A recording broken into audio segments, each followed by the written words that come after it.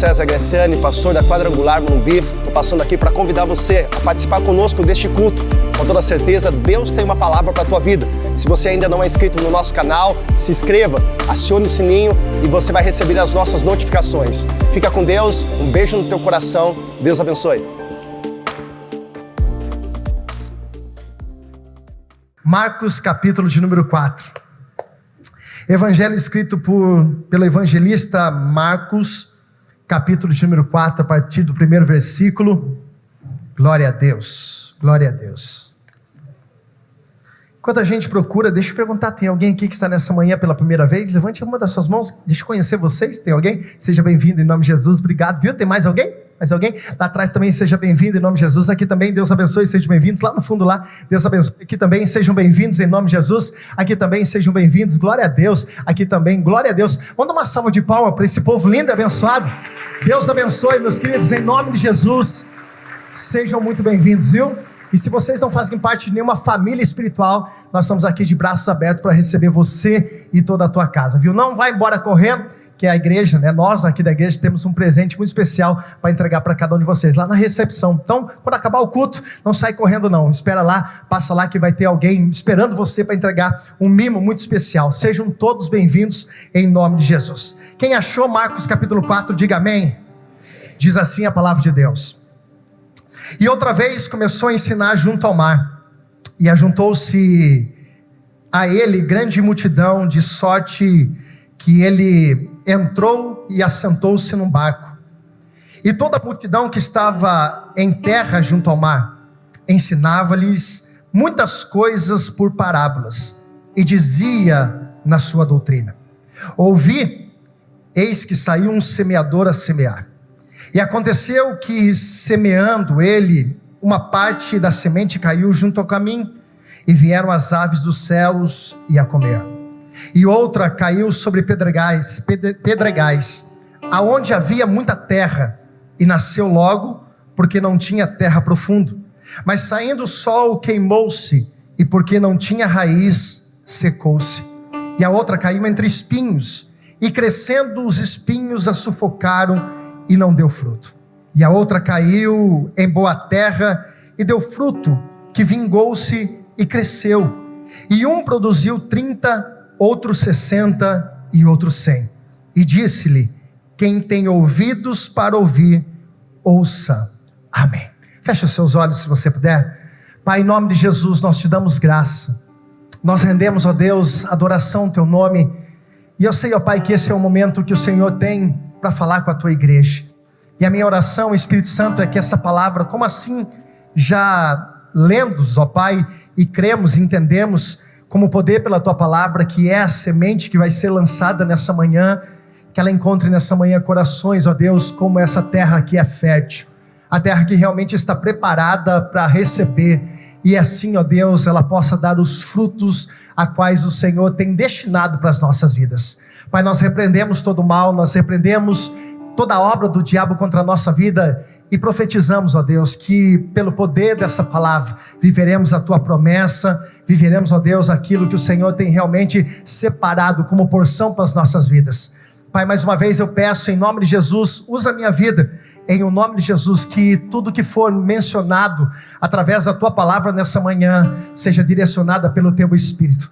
Nenhuma palavra, ó Deus, venha da minha vontade, mas tudo, ó Deus, venha para o teu nome, e para com o teu nome sejam todas as coisas liberadas neste lugar. Assim nós oramos e desde já te agradecemos em o nome de Jesus. Amém e amém. Quem crê que Deus vai falar contigo, diga graças a Deus. Queridos, eu preciso de alguns minutos da sua atenção. É claro que esse texto, o próprio Jesus, a partir do versículo 13, ele vai fazer justamente a explicação desse texto para os discípulos. Mas eu quero trazer aqui algo muito interessante que Jesus disse justamente nessa parábola. Justamente no versículo de número 13, ele vai dizer para os discípulos, para aquelas pessoas que estavam sentados, justamente a importância deles entenderem essa parábola. Porque se eles entendessem essa parábola, com certeza todas as outras mencionadas por Jesus também facilitaria para que eles pudessem entender. O que Jesus está querendo dizer? Que a palavra é a semente. Ele está dizendo que corações são os solos, e que o semeador saiu a semear. E o interessante é que Jesus vai dizer aqui pelo menos 4 tipos de solos, ou melhor, 4 tipos de lugares que a semente ela cai.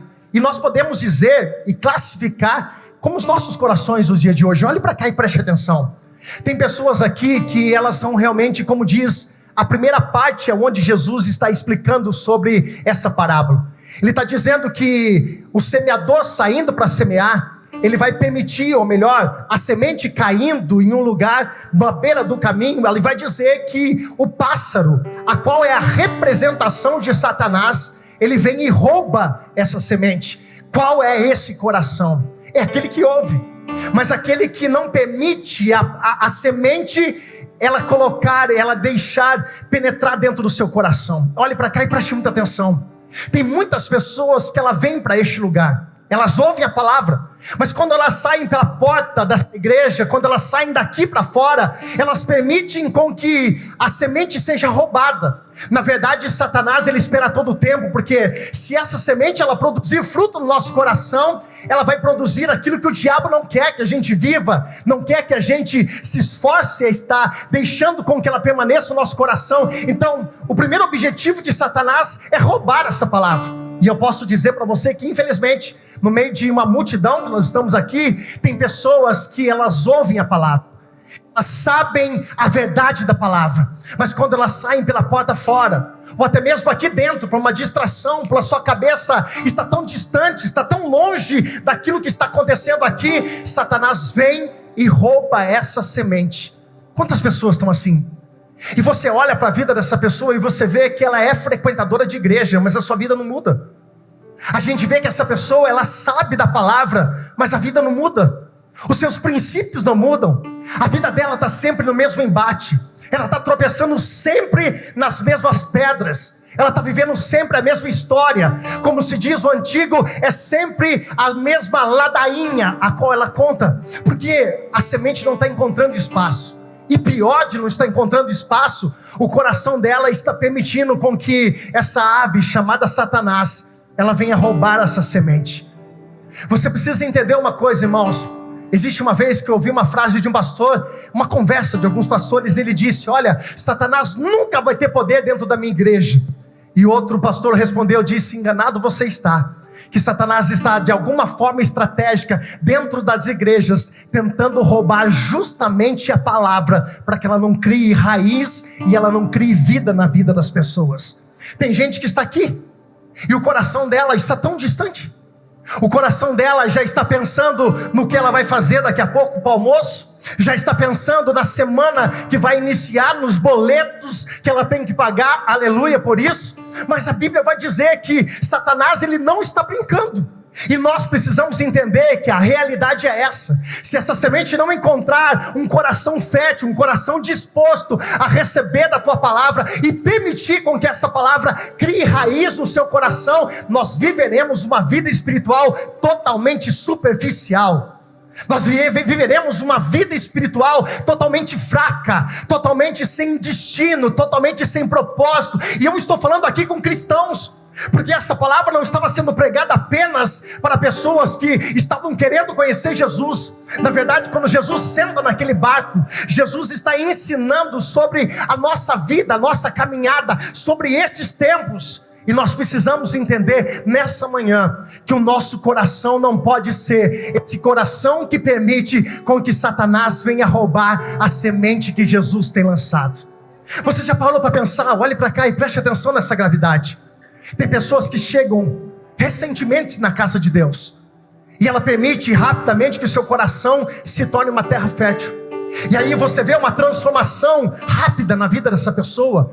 E não é uma transformação apenas de momento. Nós vamos falar sobre isso daqui a pouco. Mas é uma transformação. E a cada dia que passa, você vai vendo na vida dessas pessoas a dificuldade que ela atravessa de cabeça levantada, as vitórias que ela tem de cabeça levantada. E ela consegue permitir em pouco tempo de entregar a sua vida para Jesus, uma transformação em todas as áreas.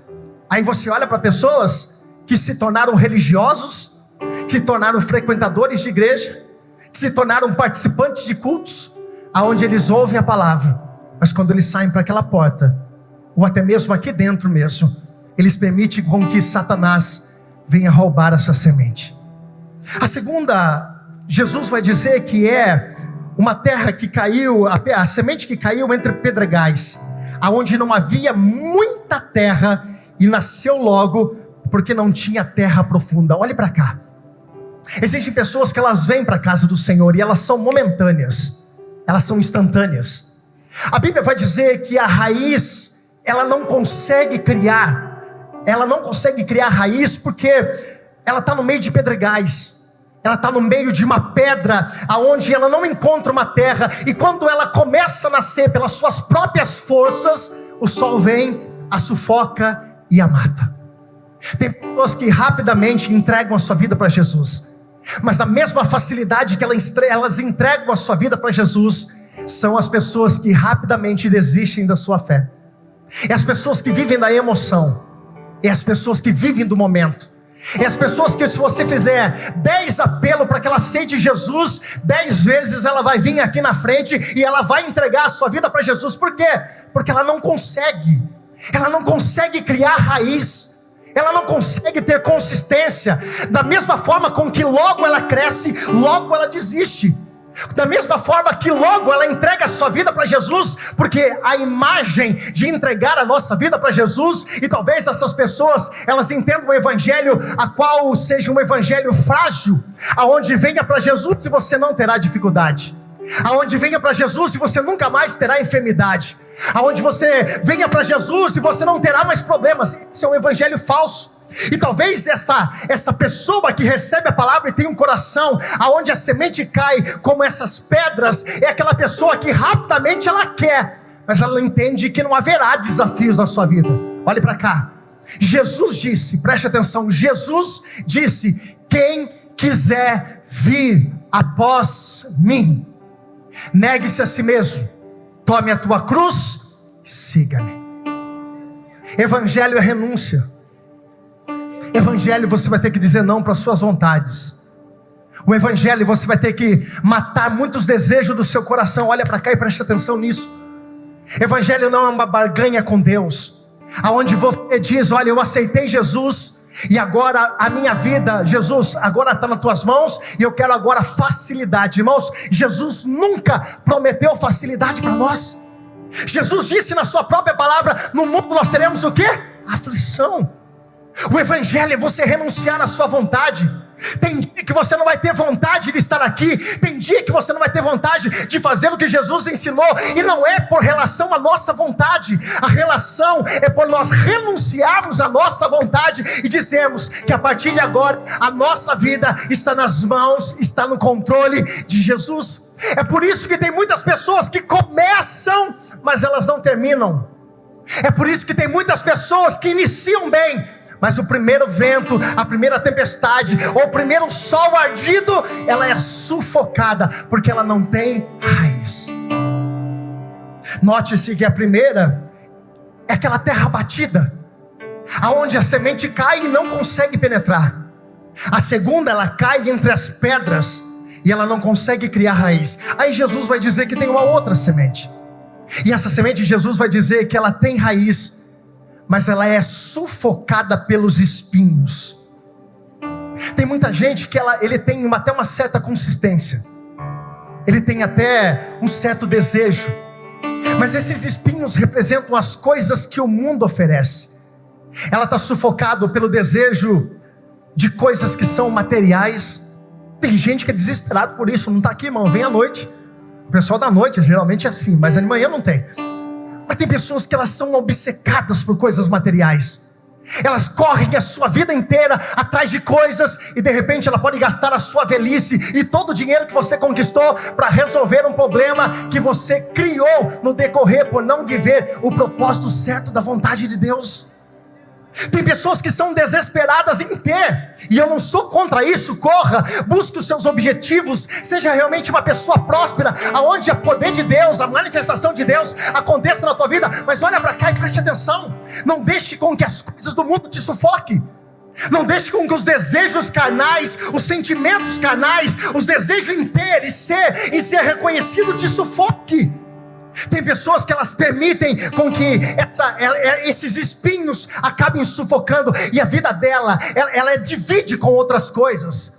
Ela divide com sentimentos. Ela não consegue ter uma consistência. Ela começa bem, ela tem até uma certa raiz, mas todos os dias ela divide coisas que não eram para ser divididos da presença de Deus.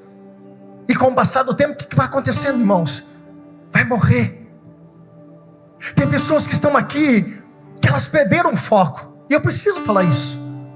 Talvez você já está tão ocupado, e o que eu acho interessante é que muitas pessoas, elas se perdem com aquilo que elas sempre oraram na sua vida. Tem pessoas que tropeçam na bênção. Tem pessoas que acabam desistindo da sua caminhada de fé, porque agora não tem mais tempo, porque agora eu não posso mais, eu estou tão ocupado. E aí os espinhos dessa vida, os espinhos vão sufocando, e quando você menos percebe, você não consegue dar mais frutos. Me perdoe eu dizer uma coisa muito interessante para algumas pessoas aqui. Quando você chegar no céu, Deus não vai perguntar: quantos carros você tinha? Quando você chegar no céu, me perdoe, eu sou um cara que penso muito e incentivo você que é jovem, adolescente, correr atrás dos seus objetivos. Mas quando você chegar no céu, Jesus não vai perguntar: quantos diplomas você tem? Mas Jesus vai perguntar para você: aonde estão os seus frutos? Por isso que Jesus termina falando da quarta semente, ou do quarto tipo de solo, dizendo que este solo, e eu faço questão de ler: outro caiu em boa terra, e que vingou-se e cresceu, e um produziu 30 por um outro por 60 e o outro por 100. Jesus está dizendo: não é só uma questão de ter raiz, você tem que crescer. E não é só uma questão de você crescer, você tem que dar fruto. Não adianta só estar numa terra fértil. Não adianta você apenas crescer. Você precisa dar fruto. Para pensar um pouco. Nessa correria da sua vida, quais são as coisas que se tornaram mais prioridade para você? Nessa correria que a vida nos ensina, que nós precisamos matar um leão por dia, quais são as nossas prioridades? Se Jesus nos ensina dizendo: buscai em primeiro lugar, o reino de Deus e a sua justiça, e todas as demais coisas, não é o que nós queremos, é aquilo que nós precisamos, seria acrescentado. Só que alguns valores são invertidos.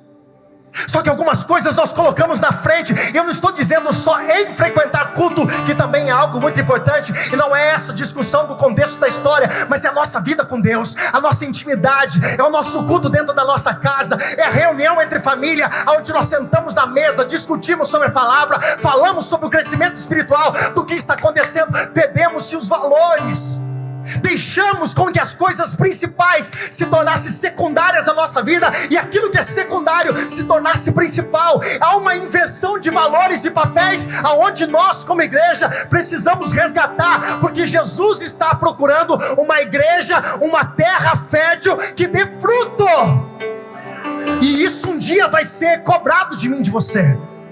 Isso um dia vai ser realmente cobrado de mim, de você. Como eu disse, quando nós chegarmos no céu, não haverá uma pergunta dizendo quanto carro, quanta casa, quantos diplomas, ou quantas coisas você conquistou. Mas Jesus vai perguntar para você: quais são os seus frutos? Quando a gente lê essa palavra, nós trazemos para a nossa vida financeira: pastor, a semente que eu plantei, e a gente usa isso como palavra profética, vai produzir na minha vida frutos de 1 por 100, de 1 por 60, de 1 por 30, glória a Deus. Mas na verdade Jesus está falando de outros tipos de fruto, sobre a sua vida, sobre o que você tem feito com a semente que tem sido plantada, se o seu coração é fértil. Eu vou falar uma coisa para você e pode assustar você.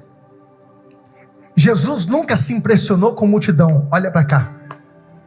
Jesus nunca se impressionou com multidão. Talvez, pastor, claro. A multidão que corria atrás de Jesus, que seguia Jesus, quando Jesus estava no Calvário, eram apenas poucas pessoas que estavam ali. Jesus nunca se importou com a quantidade, no sentido em que a quantidade, ela é importante desde que se haja qualidade. Olhe para cá. Jesus mesmo deixou claro, dentro dessa parábola, que apenas 25% ia dar fruto. A primeira semente caiu na beira do caminho, o passarinho roubou. A segunda caiu entre pedras, foi sufocada, não teve raiz. A terceira caiu sobre espinhos, e o espinho sufocou. E a quarta caiu em terra fértil. O que Jesus estava dizendo? De uma proporção, apenas 25% deu fruto. Nessa manhã a gente precisa refletir qual tipo de solo nós somos. Nessa manhã a gente precisa parar para pensar um pouco quais são as nossas prioridades. Nessa manhã a gente precisa parar um pouco para ver realmente o que nós estamos fazendo com o fruto. Porque Jesus não vai ficar lançando pérolas para quem não quer, para quem não deseja. Pare e analise a sua vida, irmãos.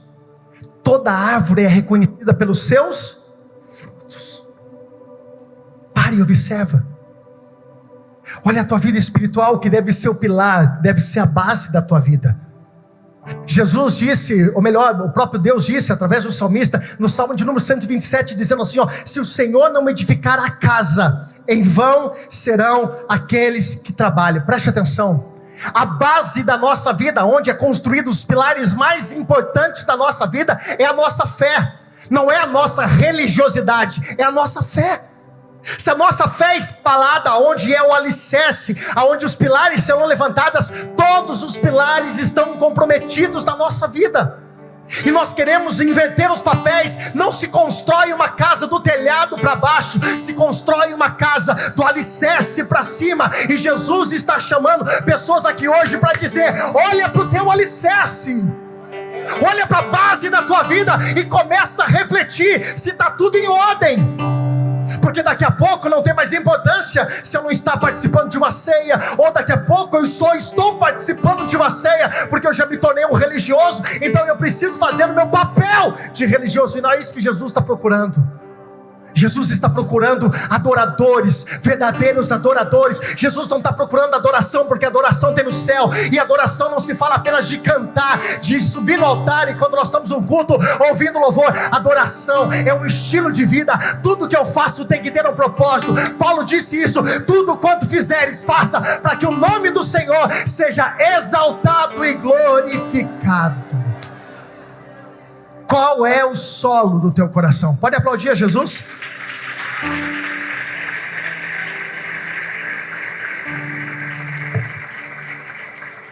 Qual é o solo do teu coração? Você é a terra que é abatida, aonde a semente cai e o pássaro leva embora. Tem tantas pessoas que ouvem a palavra, mas essa palavra não cria raiz no coração dela. Tem pessoas que não deixam com que a palavra penetre no seu coração. São aquelas pessoas temporárias. São aquelas pessoas de fases. Hoje está bem, amanhã não. Hoje eu estou levantando a mão, adorando a Deus. Vem em mim que eu estou facinho, Jesus. No outro dia eu estou longe da presença de Deus. Não, porque Jesus, porque acostumou ou entendeu que o evangelho seria somente sim para você. E deixa eu dizer uma coisa para você, com o amor da palavra do Espírito Santo de Deus, o evangelho não é só sim. Aprenda a entender que existem nãos que fazem propósito de Deus para a tua vida, e tem não que é livramento de Deus. Deus não respondeu a oração de pessoas aqui, porque se Deus tivesse entregado alguma coisa para algumas pessoas aqui, você não estaria aqui no dia de hoje. São pessoas temporárias, são pessoas aventureiras. Jesus não está procurando aventureiro para vir aqui, irmãos. Jesus está procurando uma geração que faça a diferença. Nós precisamos propagar o evangelho, que Jesus está voltando, e é um evangelho de arrependimento. Irmãos, se Jesus estivesse nesses dias, qual era o discurso? Irmãos, João Batista, qual que era o discurso de João Batista? Arrependei-vos. E para variar, chamava o irmão de raça de víbora ainda. Jesus prega, Pedro prega a seu primeiro discurso. Pedro não vai fazer um discurso eloquente na sua primeira pregação após Atos capítulo 2. Pedro vai chegar diante de uma multidão e vai dizer: arrependei-vos. E é esse o evangelho. O evangelho da cruz é arrependimento. O evangelho da cruz é renúncia. O evangelho da cruz é matar a minha vontade e dizer para Jesus: seja feita a tua vontade. Getsêmanes é ensinamento. Jesus disse: se possível, afasta de mim esse cálice. Mas ele disse: não é a minha vontade, é a tua vontade que prevalece. Esse é o verdadeiro evangelho. E quem é criado com arroz e feijão é resistente ao dia mau. E Jesus está oferecendo um banquete nessa manhã, porque dias difíceis podem vir, mas a minha fé é inabalável. Aleluia. Tem um outro solo. O que recebe o espinho é os cuidados do mundo, é os enganos, a riqueza, a ambição, é as coisas que entrando sufocam a palavra e fica infrutífera. E por último tem terra fértil. E essa é a pergunta que eu quero fazer para você, para a gente orar agora. Qual é o solo que a semente tem sido lançada, chamado a seu coração? Será que você não está permitindo? É por isso essa inconstância muitas vezes que nós vivemos. Irmãos, o ser humano é inconstante. E se nós não tivermos firmeza na palavra, nós nos tornaremos inconstantes espiritualmente. E Jesus não está criando uma geração de pessoas inconstantes. Nós somos responsáveis pela geração futura. É verdade, irmãos. E se nós vivemos um evangelho blá blá blá, mimimi, irmãos, o que será da geração futura? Você, pai, você tem mais do que uma responsabilidade. É permitir com que seu filho seja resistente às tentações que o mundo tem colocado, que as ideologias têm tentado implantar dentro de escolas, dentro de faculdades. Você, pai, você, mãe, é responsável em manter o coração do teu filho diante da presença de Deus, para se tornar um terra fértil, aonde a semente caia e produza de verdade a verdadeira essência da palavra. Chega de transferir para outros a responsabilidade que é nossa. Uou. Qual é o solo do teu coração? Você pode fechar os seus olhos?